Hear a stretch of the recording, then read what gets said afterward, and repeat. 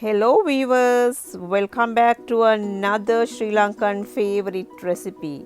Sri Lankan cutlets are an integral part of the Sri Lankan food culture.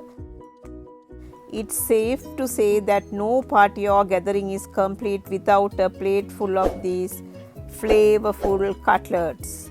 They are so spicy, meaty, and just so satisfying. For meat lovers and vegans alike, I love making these and eating this anytime, any day. Subscribe to Nazeema's Taste of Home. Press the bell icon for latest updates. Since I live overseas, I am going to use frozen polos, or we call it tender jack. In Sri Lanka, you can use the fresh polos, and I am going to cook this in a pressure cooker.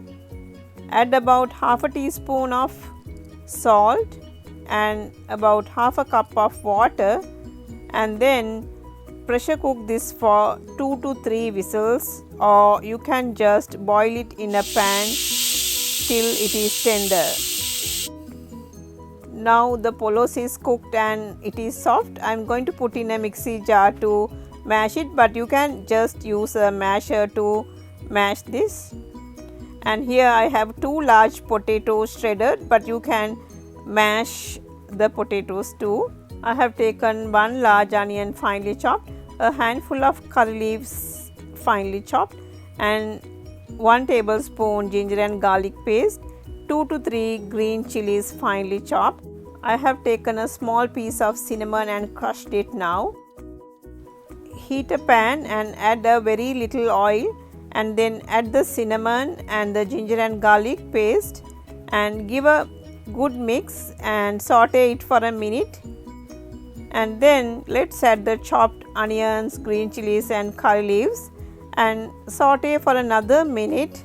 I am going to semi cook this, and here I have taken 1 teaspoon Sri Lankan curry powder, salt as needed, 2 to 2.5 teaspoons of black pepper powder.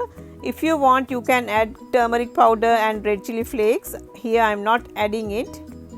Saute it for a few seconds, and then let's add the boiled and shredded potatoes.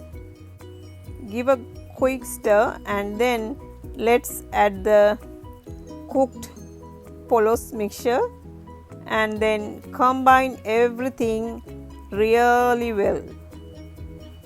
Cook further for a minute, and then let's add 1 medium size lime juice and combine everything together, and now put off the heat and keep it aside to cool completely. After allowing to cool down completely, roll the filling into 1.5 inch balls. Make sure to make perfect balls. The jackfruit croquette filling is now ready for the next step. Now let's get ready with some breadcrumbs. Instead of the regular egg wash, here I am using half a cup of flour, pinch of salt and water as the coating, which will help the breadcrumbs stick in a smooth, even layer. This flour water mixture shouldn't be too thick or create a thick flour coating. A thin layer of the flour water mix is ideal. Before I get started, I am going to heat the oil in a thick, heavy bottom pan. Now let's coat each balls in the flour water mixture and then shake off the excess. I am using a fork. Place this in the breadcrumb dish and coat the whole ball with the breadcrumbs. I personally prefer to coat the cutlets twice for a thicker breadcrumb layer. This results in a crunchier coating.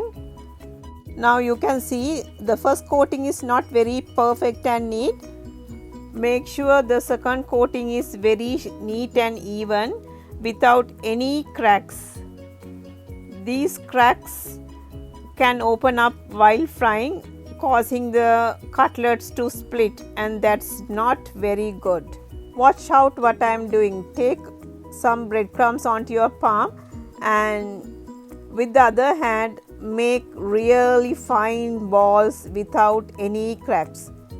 While you roll, make sure to tighten it slightly to make it perfect balls, just like this. I know many of you complain about this cracking. This usually happens because of moisture in the filling and also if there are weak spots in the breadcrumb coating. To prevent this, make sure to cook the filling well in order to remove as much of the moisture as possible while still having a filling that binds well together. Make sure to coat each of the balls with 2 layers of breadcrumbs. Make sure the coating is even and with no cracks at all.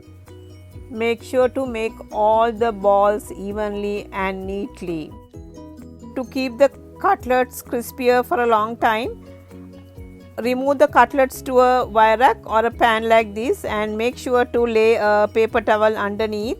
Fry the cutlets in the hot oil, taking care not to overcrowd the pot. The cutlet should brown in about 2 to 3 minutes depending on the size. If the cutlets brown within 30 seconds, then the oil is too hot and you may need to lower the heat to better manage how they fry. Remove the fried cutlets from the hot oil once the cutlets are golden brown in color and place them in a colander just like this. Hope you enjoy this video. If you like this video, please share it with your friends and family. See you soon with another interesting recipe. Thanks for watching. See you later.